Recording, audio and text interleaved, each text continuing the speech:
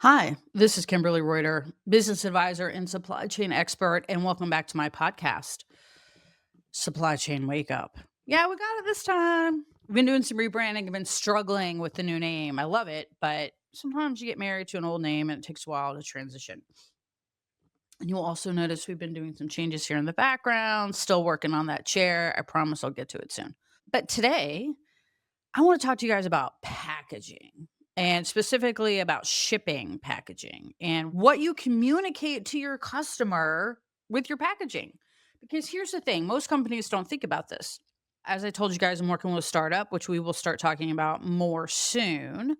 But, a lot of startups and even established companies don't take a look at what their shipping box, their dunnage, their insulation, their inner box, their master box, their everything, what that says about their company. Big scene, level up 50,000 feet. If you are an e-commerce company and you're shipping product to a customer, you're not providing a virtual service, you're actually shipping a product to the customer. Here's the thing that you have to keep in mind.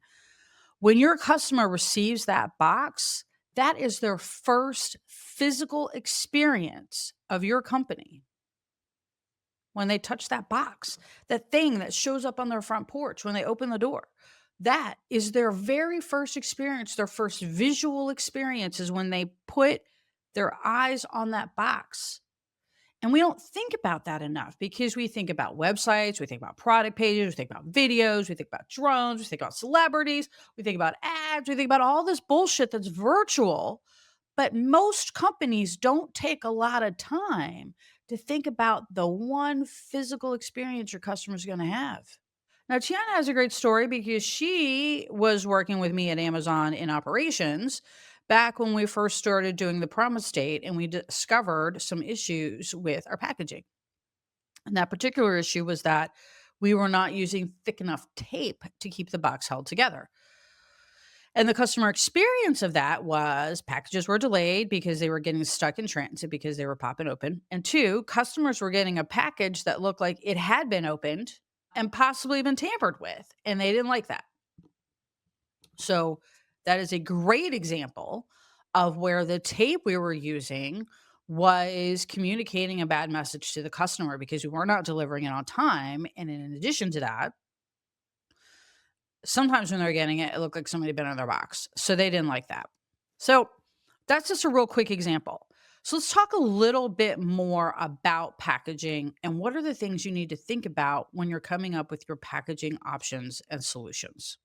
So, another great example that I've worked with in the past was this working with, we'll call it a lifestyle project for a very successful and wealthy person.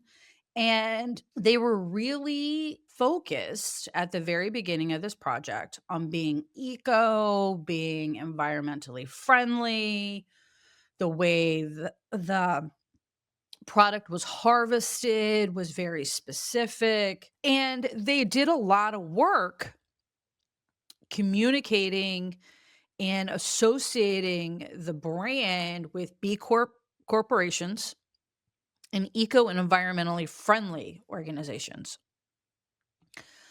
And we spent a lot of time on the packaging, on finding packaging that looked green. I'm not going to say it was green, but it looked green. And there was a lot of focus on that until we got to the design of the box and what would go in the box. And then all the eco shit went out the window because we wanted certain colors and we wanted certain finishes and we wanted this, that, and the other. And then in addition to all the stuff that wasn't really eco-friendly, but we could kind of eco-wash it with like soy ink and stuff like this to make it okay when what we really didn't need it. And it really communicated a different message to the customer. So what we ended up doing was in addition to making a box that did not look eco-friendly at all, though it was kind of greenwashed it a bit, we also ended up putting almost like a catalog in the box. Again, oh, but we'll use recycled paper and it'll be soy ink and it'll all be recycled and this, that, and the other and blah, blah, blah, blah. But it it actually went against the ethos that we were presenting throughout the whole environment and the whole experience for the customer was supposed to be this focus on the product, focus on how we grow the product and how it's delivered to you at this ultimate premium consumable product.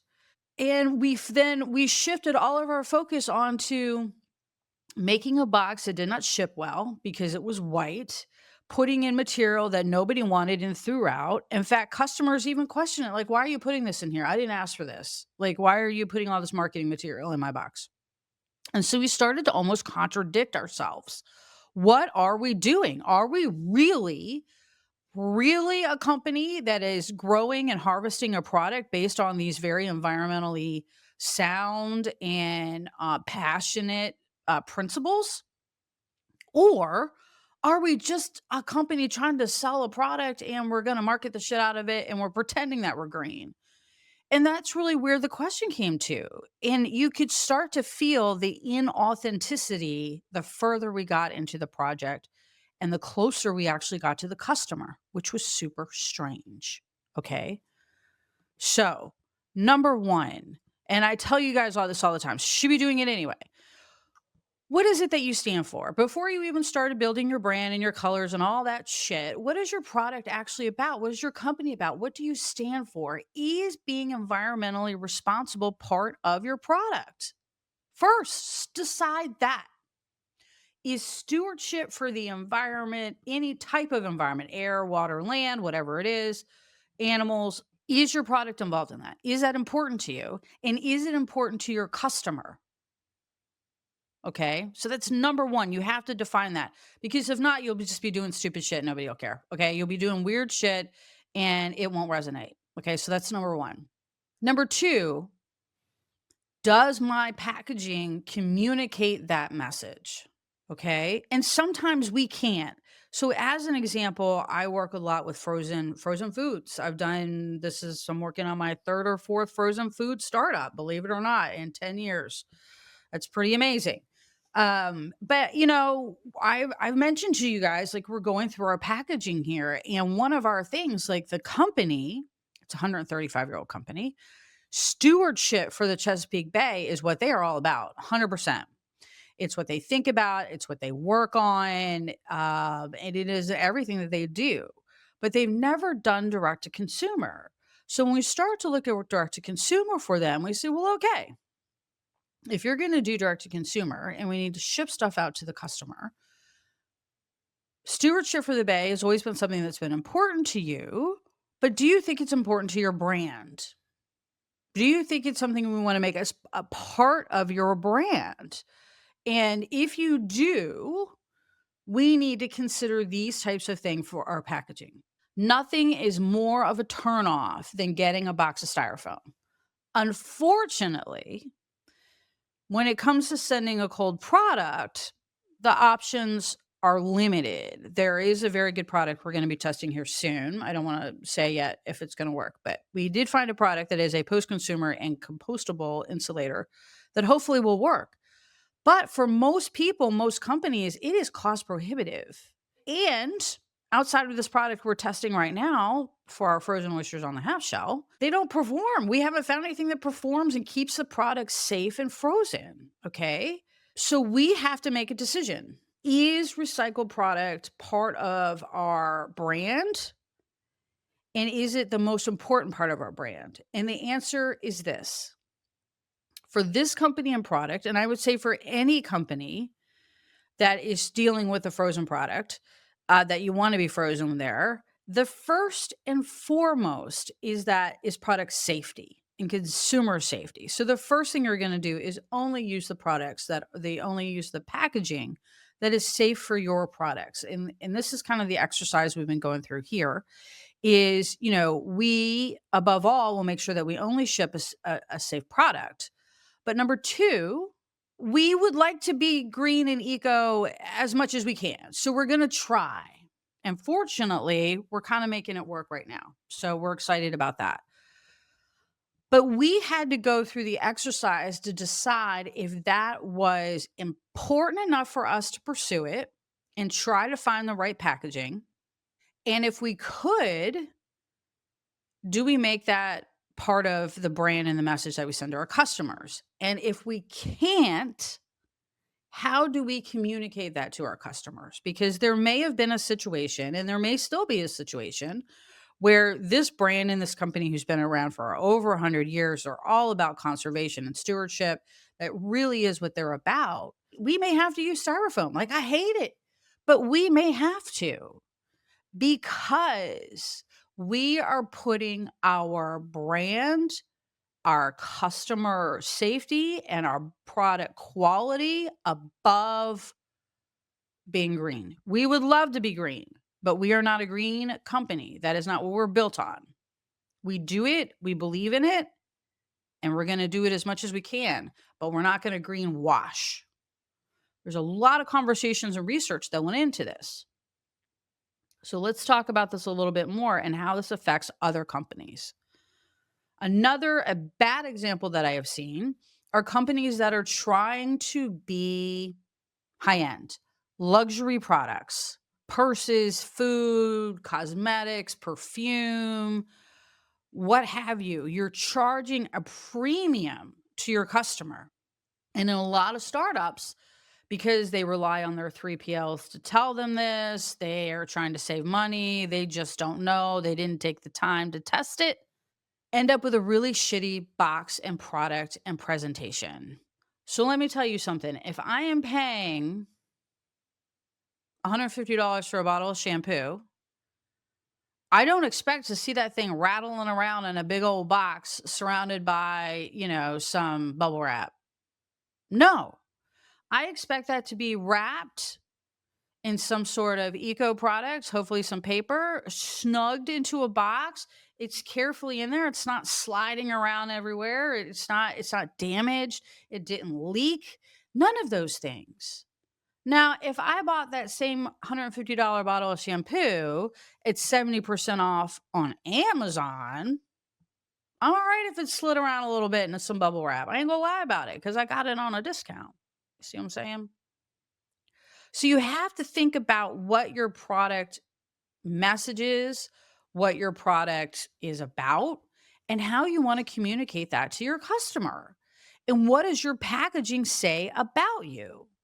The other place where I see people making a lot of mistakes is kind of what we've been talking about. They position themselves as green, they're stewards, da da da. We care about the environment. We only use organic product, blah blah blah blah.